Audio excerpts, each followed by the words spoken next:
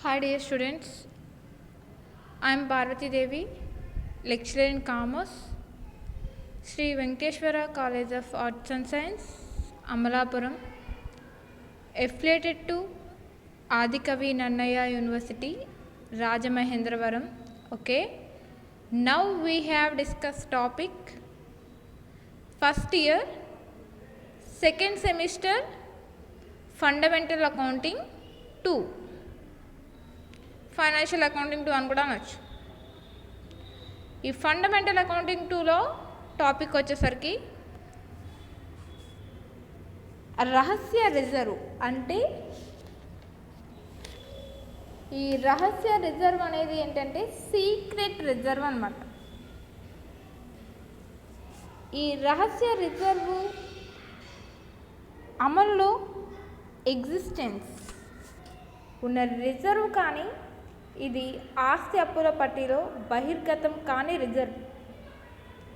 ఇది బ్యాలెన్స్ షీట్లో బహిర్గతం కాని రిజర్వ్ అని చెప్పచ్చు.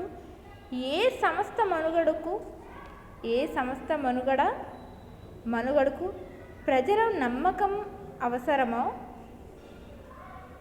అటువంటి సంస్థలు తమ రహస్య రిజర్వులను సృష్టిస్తాయి. బ్యాంకింగ్ కంపెనీలు కావచ్చు, బీమా ఇన్సూరెన్స్ కంపెనీలు కావచ్చు, ఎలక్ట్రిసిటీ కంపెనీలు కావచ్చు, ఉదాహరణగా చెప్పవచ్చు. ఇక్కడ బ్యాంకింగ్ కంపెనీలు, బీమా కంపెనీలు అనేవి ఉదాహరణగా చెప్పవచ్చు. ఆస్తుల విలువ ఎక్కువగా చూపించడం ద్వారా ఈ రహస్య రిజర్వ్ అనేది సృష్టిస్తారు. ఈ రహస్య రిజర్వును సృష్టించే విధానాలు అనేవి మనం ఇక్కడ చర్చించడం జరుగుతుంది. ఈ రహస్య రిజర్వ్ ఎక్కువ తరుగుదలను, డిప్రిసియేషన్ ప్రొవిజన్స్, ఎక్కువ తరుగుదలను ఏర్పాటు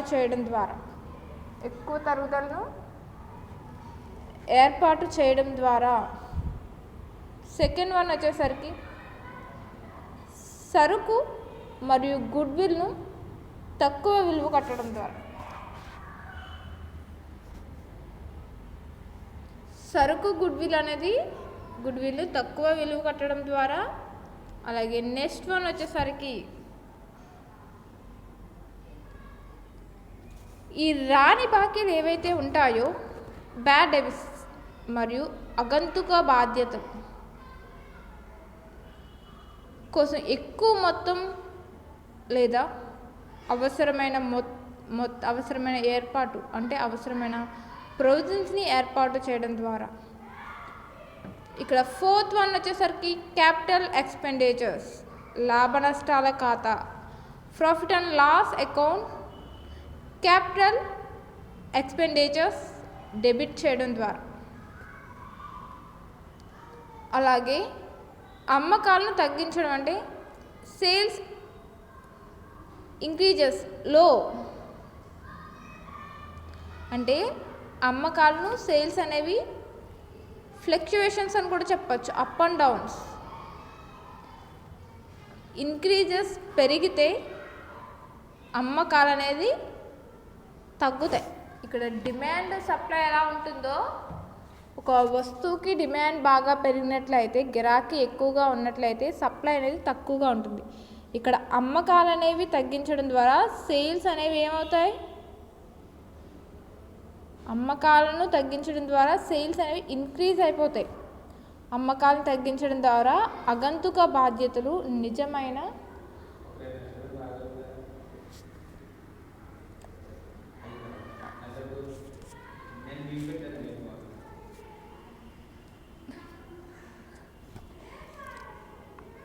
అమ్మకాలు తగ్గించడం ద్వారా అగంతుక బాధ్యతలు నిజమైన బాధ్యతలుగా చూపించడం ద్వారా స్వేచ్ఛా రిజర్వ్ను ఫ్రీ రిజర్వ్, ఈ స్వేచ్ఛా రిజర్వ్స్ ఏవైతే ఉంటాయో వర్గీకృతం చేసి రుణదాతలుగా చూపించడం ద్వారా ఒక ఆస్తిని అగంతుక ఆస్తి, కంటింజెంట్ అసెట్ చూపించడం ద్వారా ఒక ఆస్తిని అగంతుక ఆస్తి, కంటింజెంట్ అసెట్ చూపించడం ద్వారా ఏమవుతుందంటే ఈ ఫ్రీ రిజర్వ్స్ ఏవైతే ఉంటాయో స్వేచ్ఛ రిజర్వ్లు కావచ్చు వర్గీకృతం చేసిన రుణదాతలుగా చూపించడం ద్వారా ఒక ఆస్తిని అగంతుక ఆస్తి కన్సైనెంట్ అసెట్గా చూపించడం ద్వారా ఈ రహస్య రిజర్వ్ వలన లాభాలనేవి వ్యాపారం యొక్క నిర్వహణ మూలధనాన్ని వర్కింగ్ క్యాపిటల్, వ్యాపారం యొక్క నిర్వహణ మూలధనం ఏంటంటే వర్కింగ్ క్యాపిటల్, ఈ రహస్య రిజర్వ్ అనేది పెరుగుతుంది. అంతేకాకుండా ఈ వాటాదారులు ఎవరైతే ఉంటారో షేర్ హోల్డర్స్ లేదా ప్రజలకు తెలియజేయకుండా సంస్థ ఆర్థిక స్థితి పెంచుతుంది. అంటే ఈ ఆర్గనైజ్ యొక్క సంస్థ యొక్క పొజిషన్ని డెవలప్ చేయడమే కాకుండా దాని యొక్క స్థితిని స్టాండర్డైజేషన్ కూడా డెవలప్ చేయడం అనేది జరుగుతుంది. ఈ రహస్య రిజర్వ్ వ్యాపారంలో పోటీ లేకుండా చేస్తుంది. ఎందుకంటే ఒకే పరిశ్రమలో ఉంటే వివిధ సంస్థలు సంపాదించేటువంటి అధిక లాభాలను బహిర్గతం కావు. ప్రతికూల సమయాలలో ఈ రహస్య రిజర్వ్ డైరెక్టర్లకు పెద్ద ఊరట కలిగిస్తుంది. ఎందుకంటే లాభాలు తక్కువగా ఉన్నటువంటి పరిస్థితుల్లో వాటాదారులకు తెలియకుండా రహస్య రిజర్వ్ను వినియోగించుకుంటూ డివిడెండ్ రేట్ తగ్గకుండా చూస్తాయి. అంటే ప్రతికూల సమయాల్లో తనకి అనుకూలంగా ఉండే సమయాల్లో ఏమవుతుందంటే రహస్య రిజర్వ్ డైరెక్టర్ల పెద్ద ఊరట కలిగిస్తుంది. అలాగే ఎందుకంటే లాభాలు ఎక్కువగా ఉన్నటువంటి పరిస్థితుల్లో వాటాదారులకు తెలియకుండానే రహస్య రిజర్వులు అనేవి వినియోగించుకుంటూ డివిడెండ్ రేట్ను కూడా తగ్గకుండా చూస్తాయి. కాబట్టి ఈ రహస్య రిజర్వ్ వల్ల నష్టాలు ఎలా ఉంటాయంటే ఆస్తి అప్పుల పట్టి వ్యాపారం యొక్క యథార్థ ఆర్థిక స్థితి ట్రూ అండ్ ఫెయిర్ వ్యూని తెలియజేయదు. సెకండ్ వన్ ఏంటంటే వ్యాపార రహస్య రిజర్వ్ను డైరెక్టర్లు కొన్నిసార్లు తమ స్వప్రయోజనాలకు వాడుకోవచ్చు. రహస్య రిజర్వ్ను వినియోగించుకోవడం ద్వారా కొన్ని సందర్భాల్లో కంపెనీ దయనీయత స్థితి డైరెక్టర్ల కొంతకాలం వరకు వాటాదారులకు వెల్లడి చేయకుండా దాచిపెట్టడానికి అవకాశం కలదు. రహస్య రిజర్వ్ను సృష్టించినప్పుడు ఆస్తి అప్పుల పట్టీలో ఆస్తులను తక్కువగా విలువతో చూపడం జరుగుతుంది. తక్కువగా చూపడం అనేది జరుగుతుంది. కొంతకాలం వరకు వాటాదారులకు వెల్లడి చేయకుండా దాచిపెట్టడానికి అవకాశం కలదు. రహస్య రిజర్వులను సృష్టించినప్పుడు ఆస్తి అప్పుల పట్టిలో ఆస్తులు తక్కువ విలువను చూపించడం జరుగుతుంది. కాబట్టి అటువంటి ఆస్తులను అగ్ని ప్రమాదంలో నష్టపోయినప్పుడు నష్టపరిహారం బీమా కంపెనీ నుండి పూర్తి స్థాయిలో పొందడం కష్టమవుతుంది. కంపెనీ యాక్ట్ వచ్చేసరికి 1956 కంపెనీ యాక్ట్ 1956 ప్రకారం రహస్య రిజర్వ్ను సృష్టించకూడదు. ఎందుకంటే చట్ట ప్రకారము రహస్య రిజర్వు సృష్టించాలంటే కంపెనీకి సంబంధించి అవసరమైన మొత్తం సమాచారం మరియు ఆర్థిక స్థితిని వెల్లడి చేయవలెను. ఇక్కడ సాధారణ ప్రత్యేక reserve, normal and direct reserves. సాధారణ ప్రత్యేక రిజర్వ్స్ అనేవి ఎలా ఉంటాయంటే ఇక్కడ సాధారణ రిజర్వ్ అనగా ప్రత్యేక ఉద్దేశంతో కాక భావి ఆగంతుకాలను తట్టుకోవడానికి వ్యాపార అభివృద్ధి కొరకు ఏర్పాటు చేసింది. ఇటువంటి రిజర్వులు అదనపు నిర్వహణ మూలధనాన్ని సమకూర్చుకోవడానికి సంస్థ ఆర్థిక పరిస్థితిని పటిష్టం చేసుకోవడానికి ఏర్పాటు చేయడం జరుగుతుంది. ఒక ప్రత్యేకమైన ఉద్దేశం కొరకు ఏర్పాటు చేసిన రిజర్వును ప్రత్యేక రిజర్వులని అంటారు. ఇటువంటి రిజర్వును ఏ ఉద్దేశంతో ఏర్పాటు చేయడం జరుగుతుందో అందుకోసమే ఉపయోగించడం జరుగుతుంది. డివిడెండ్, సమీకృత రిజర్వ్ డిబెంచర్స్, విమోచన రిజర్వ్ మొదలైనవి దీనికి మంచి ఉదాహరణలుగా చెప్పవచ్చు. ఇక్కడ నిక్షేప నిధి అంటే సింగింగ్ ఫండ్ అని కూడా చెప్పచ్చు. నిక్షేప నిధి అంటే ఏంటంటే సింగింగ్ ఫండ్ అని అర్థం. ఇది కొంతకాలం తరువాత ఒక ఆస్తిని పునఃస్థాపన చేయడానికి కానీ లేదా బాధ్యతను తీర్చడానికి కానీ అవసరమైన డబ్బును పొందేందుకు నిక్షేప పనిధి సృష్టిస్తారు. అంటే ప్రతి సంవత్సరము కూడా లాభ నష్టాల ఖాతా నుండి కొంత మొత్తాన్ని మళ్లించడం జరుగుతుంది. ఈ మొత్తంలో బయటి సెక్యూరిటీలను కొనుగోలు చేస్తారు. ఈ మొత్తం టోటల్ అమౌంట్లో బయట సెక్యూరిటీస్ ఏవైతే ఉంటాయో ఆ సెక్యూరిటీలు అనేటిని కొనుగోలు చేస్తారు. నిర్ణీత కాలంలో ఈ సెక్యూరిటీలను తిరిగి అమ్మడం ద్వారా వచ్చిన సొమ్ము మనకు కావాల్సిన సొమ్ముకు ఇంచుమించుగా సమానం అవుతుంది. మొత్తం ఆస్తిని పునఃస్థాపన అంటే రీప్లేస్ చేయడం కానీ లేదా బాధ్యతను తీర్చడానికి వినియోగిస్తారు. వృధా అంటే వృధా ఆస్తి పునఃస్థాపితం కొరకు ఏర్పాటు చేసే నిక్షేప నిధికి రుణ బాధ్యతను తీర్చడానికి ఏర్పాటు చేసే నిక్షేప నిధికి విభేదం అవుతుంది. ముఖ్యమైన తేడా కూడా మనకి తేడా అనేది డిఫరెన్సెస్ అనేది కనిపిస్తుంది. దాంట్లో ఫస్ట్ వన్ వచ్చేసరికి నేచర్ అంటే స్వభావము. ఈ నేచర్ వచ్చేసరికి ఈ ఆస్తి పునఃస్థాపన విషయంలో వార్షిక వాయిదా యాన్యువల్ ఇన్స్టాల్మెంట్. ఈ యాన్యువల్ ఇన్స్టాల్మెంట్ మొత్తం తరుగుదల దీని లాభ నష్టాల ఖాతాకు డెబిట్ చేస్తారు. బాధ్యతను తీర్చడానికి ఏర్పాటు చేసిన నిక్షేప నిధి లాభంలో భాగం. ఈ స్వభావం అనేది నేచర్ అనేది ఎలా ఉంటుందంటే ఆస్తి పునర్మూల్యాంకన స్థాపనలో వార్షిక వాయిదా యాన్యువల్ ఇన్స్టాల్మెంట్ ఏదైతే ఉంటుందో మొత్తం తరుగుదల దీన్ని లాభ నష్టాల ఖాతాకు డెబిట్ చేస్తారు. రుణ బాధ్యతను తీర్చడానికి కానీ ఏర్పాటు చేసిన నిక్షేప నిధి లాభంలో భాగం అని కూడా చెప్పచ్చు. ఆస్తి జీవిత కాలాంతమున నిక్షేప నిధిని పాత ఆస్తిని రద్దు చేయడానికి వాడుతారు కాబట్టి. కానీ రుణ బాధ్యతను తీర్చే విషయంలో ఈ నిక్షేప నిధిని లేదా దానిలో నిల్వను సాధారణ రిజర్వ్ ఖాతాకు మళ్లిస్తారు. ఎందుకంటే వార్షిక ఛార్జ్ లాభ నష్టాల వినియోగిత ఖాతాలో ఉన్నందున ఈ మూలధనాన్ని ఎక్కువ చేయడం వల్ల ఈ క్యాపిటల్ అనేది హై చేయడం వల్ల ఏమవుతుందంటే ఈ సింగింగ్ ఫండ్ ఏదైతే ఉంటుందో ఈ నిక్షేప నిధి ఆస్తిని పునఃస్థాపితం చేయడానికి ఉద్దేశించినందున ఈ క్యాపిటల్ మూలధనాన్ని ఎక్కువ చేయదు. ఈ క్యాపిటల్ అనేది ఎక్కువ చేయడానికి అవకాశం అనేది ఉండదు. ఎందుకంటే అది ఆస్తి విలువను దాని అసలు ధరకే చూపిస్తుంది.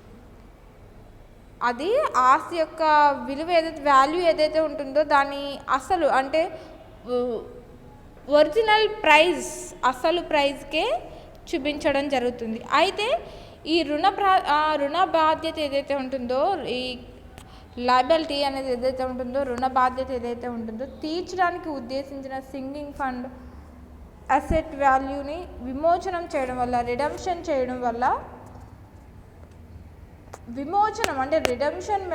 విమోచనం మేరకు మాత్రమే పెంచుతుంది. ఎగ్జాంపుల్ మీకు చెప్పాలి అంటే ఇక్కడ ఈ దిగువ పరిస్థితిలో ఒక రుణ బాధ్యతను చెల్లించడానికి ఉద్దేశించబడిన ఒక సింగింగ్ ఫండ్ వృధా ఆస్తిని పునఃస్థాపితం చేయడానికి ఉద్దేశించినటువంటి నిక్షేప నిధికి మధ్య గల భేదాన్ని 5 సంవత్సరాల తర్వాత ఆ వర్జ ఖాతా ద్వారా చూపుతున్నాం. ఇక్కడ 9 lakh విలువ గల కౌలుదారి ఆస్తి 5 ఇయర్స్ ఏదైతే ఉందో 5 సంవత్సరాల కాలం అనంతరం పునఃస్థాపితం చేయడానికి ఏర్పాటు చేసింది. అంటే ఫస్ట్ వన్ మనం ఏం చేస్తున్నాం, సింగింగ్ ఫండ్ అకౌంట్ చేస్తున్నాం. 5 సంవత్సరాల తర్వాత ఆస్తి పునరుస్థాపనకు అంటే 9 lakh కాబట్టి మనం పాత కౌలుదారి ఆస్తి అని చెప్పేసి బై దీన్ని carry down 9 lakh.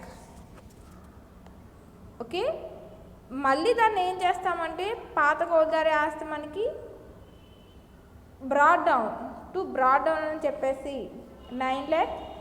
Sinking fund account transferable, నిక్షేప నిధికి ట్రాన్స్ఫరబుల్ 9 lakh. మళ్ళీ కొత్త కౌలుదారీ ఖాతా ఎంత, బ్యాంక్ 9 lakh, మళ్ళీ దాన్ని క్యారీ డౌన్ 9 lakh. ఇక్కడ నిక్షేప నిధి 5 సంవత్సరాల రుణ బాధ్యత చెల్లించడం కొరకు ఎంత ఇచ్చింది, 9 lakh.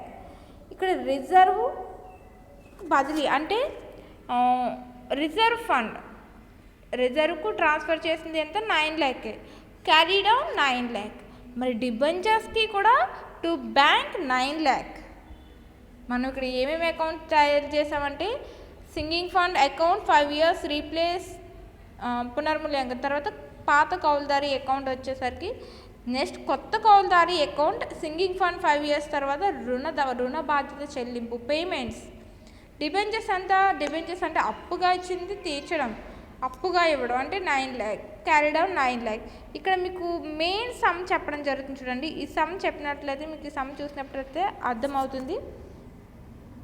ఈ రిజర్వ్ ఇన్వెస్ట్మెంట్గా పెట్టడం అనేది చూడండి.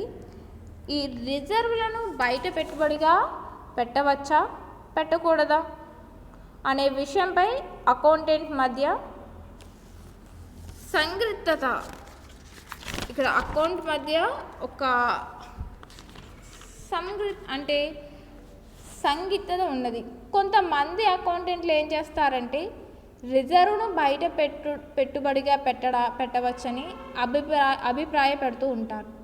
వీరి అభిప్రాయం ప్రకారం అవసరం ఏర్పడినప్పుడు ఈ సెక్యూరిటీస్ ఏవైతే ఉంటాయో అమ్మి సొమ్ము రాబట్టుకోవచ్చని, రిజర్వ్లను పెట్టుబడిగా పెట్టకూడదనే వారి వాదన ప్రకారం రిజర్వ్లు ఏవైతే ఉంటాయో రిజర్వ్లను వారంలోనే పెట్టుబడిగా ఉంచుకోవచ్చని, నిక్షేప నిధులను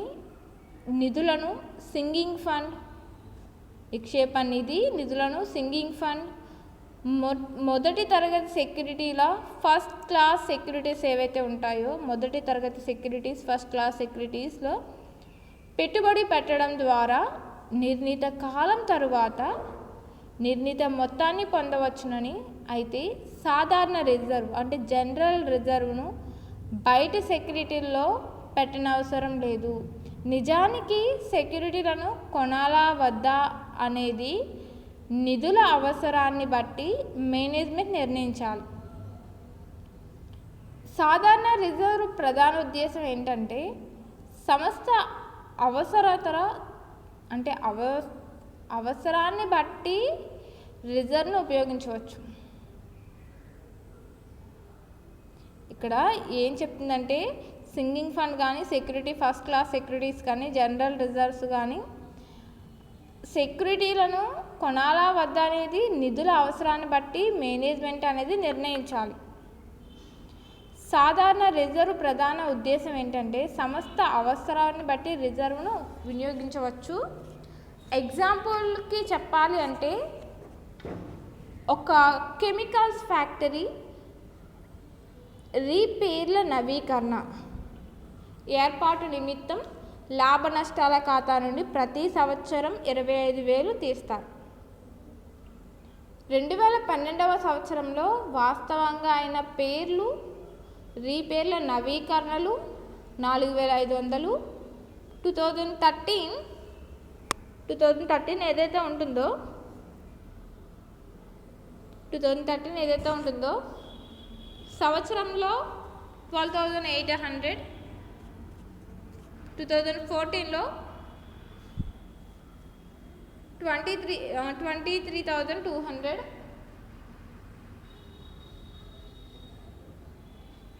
2015లో 38,500 చెల్లించబడతాయి. సమస్త ఖాతా పుస్తకాలు 31 డిసెంబర్లో ముగిసి వేస్తారు. 2012-15 సంవత్సరాలకు రీపేర్లు నవీకరణ ఏర్పాటు ఖాతా చూపండి అన్నాడు. ఇక్కడ ఫస్ట్ వన్ రీపేర్ల నవీకరణ ఏర్పాటు అంటే ప్రొవిజన్స్ అనేది మనం ఏర్పాటు చేస్తాం. ఇక్కడ చేసినట్లయితే ప్రొఫార్మా తేదీ వివరాలు అమౌంట్, తేదీ వివరాలు amount, date particulars total rupees, date particulars total rupees, debit credit. ఇక్కడ 31st అని అడుగుతున్నారు. 31/12/2012 రీపేర్ల నవీకరణ ఎంత మనకి ఇక్కడ 4500 అనేది ఇచ్చాడు. ఈ 4500లోంచి మనం ఇక్కడ 2013 సంవత్సరం 2500 తీసేస్తారు. అంటే ఒక కెమికల్స్ ఫ్యాక్టరీ ప్రాఫిట్ అండ్ ప్రతి సంవత్సరం కూడా ఏం చేస్తుంది, తీసేస్తుంది. అంటే ఇక్కడ ప్రాఫిట్ అండ్ లాస్ వచ్చేసరికి ఎంత, లాభ నష్టాల ఖాతా ఎంత 31/12 25,000. ఈ 25,000 అలాగే ఈ 20,500 ఇక్కడ 4,500ని తీసేయగా 20,500 నుంచి 4,500 తీసేయగా మనకి 20,500 అనేది రావడం జరుగుతుంది. ఈ 20,500 బ్యాలెన్సింగ్ బ్రాడ్ డౌన్, అది క్రెడిట్ సైడ్కి వచ్చేసరికి బ్యాలెన్సింగ్ క్యారీ డౌన్ 20,500. ఇంకా లాభ నష్టాల ఖాతా వచ్చేసరికి మనం ఏ అమౌంట్ అయితే ఫస్ట్ తీసుకున్నామో ఈ 2,500 అని తీసుకున్నామో ఆ అమౌంట్ అనేది ఇంకా ఫిక్స్డ్గా ప్రాఫిట్ అంటే డిప్రిషియేషన్ వచ్చేసరికి డిప్రిషియేషన్ ఎలా అయితే 10% ఆర్ 20% 5% ఉంటుందో డిప్రిషియేషన్ అనేది ఎలా క్యాలిక్యులేట్ చేస్తామో ఇక్కడ ప్రాఫిట్ అండ్ లాస్లో మనం ఏదైతే తీసుకుంటామో ప్రతి దానికి లాభ నష్టాల ఖాతా అదే కంటిన్యూ అవుతుంది. ఇక్కడ balancing carry down broad down అనేది 25,000లో తీసేగా ఎంత అయితే అమౌంట్ వస్తుందో ఆ అమౌంట్ మనం చూపించడం అనేది జరుగుతుంది. ఇక్కడ సెకండ్ వన్ వచ్చేసరికి మనకి ఎంత వచ్చిందంటే ప్రాఫిట్ అండ్ లాస్ అకౌంట్ వచ్చేసరికి ఓవరాల్గా 20,500లోంచి మనం ఏం చేస్తాం, ఈ 25,000లోంచి ఈ 12,800 తీసేగా మనకి 22,700 వస్తుంది. మళ్ళీ ఇక్కడ క్యారీ డౌన్ వచ్చేసరికి ఎంత అవుతుంది, ఈ ఓవరాల్గా చూసుకున్నట్లయితే 45,500 అనేది వచ్చింది. ఈ 45,500 తేల్చిన నిల్వ వచ్చేసరికి మనకి ఎంతంటే by carry down 32,700, by profit and loss account వచ్చేసరికి 25,000. అలాగే నెక్స్ట్ వన్ ఈ 32,700లోంచి మనకు వచ్చిన అమౌంట్ అయితే ఎంతైతే ఉంటుందో ఈ 23,200 తీసేగా మనకి ఎంత వస్తుంది, క్యారీ డౌన్ మనకు ఆల్రెడీ వచ్చిన అమౌంట్ ఉంటుంది. ఈ రెండిట్లోంచి తీసేగా మనకి 34,500 అనేది వచ్చింది. ఈ 34,000 మళ్ళీ 500ని మనం క్రెడిట్ సైడ్కి తీసుకురావడం అనేది జరుగుతుంది బై తేల్చిన నిల్వ అంటే బై క్యారీ డౌన్ వచ్చేసరికి 34,500. ఈ 34,500లోంచి మనం ఏం చేస్తామంటే 34,500లోంచి 21,000 అనేది అంటే 34,500 ఉంది కదా, 34,500లోంచి ఈ 23,200 తీసేయగా మనకి యాడ్ చేయండి. పోనీ పేర్లను నిరీకరణలను యాడ్ చేయగా మనకి 38,500 వచ్చింది అనుకోండి. ఈ 25,000 నుంచి 21,000 తీసేస్తాం, లేదా ఈ 34,000కి ఈ 25,000 అనేది కలిపేగా మనకి 59,000 వస్తుంది. ఈ 59,000లోంచి 38,500 తీసేగా బై బ్రాడ్ డౌన్ వచ్చేసరికి 21,000 వస్తుంది. క్యారీ డౌన్ వచ్చేసరికి 21,000 అనేది రావడం జరుగుతుంది. మీకు ఈ సమ్ మళ్ళీ ఎక్స్ప్లెయిన్ చేయడం అనేది జరుగుతుంది. మీకు ఫస్ట్ ఇయర్లో డిప్రిషియేషన్ చూసుకున్నట్లయితే మనకి ఫస్ట్ స్టార్టింగ్ డిప్రిషియేషన్ చూసాం, సేమ్ యాజ్ యూజువల్గానే ఉండడం జరుగుతుంది, రిజర్వ్స్ అండ్ ప్రొవిజన్స్. ఓకే.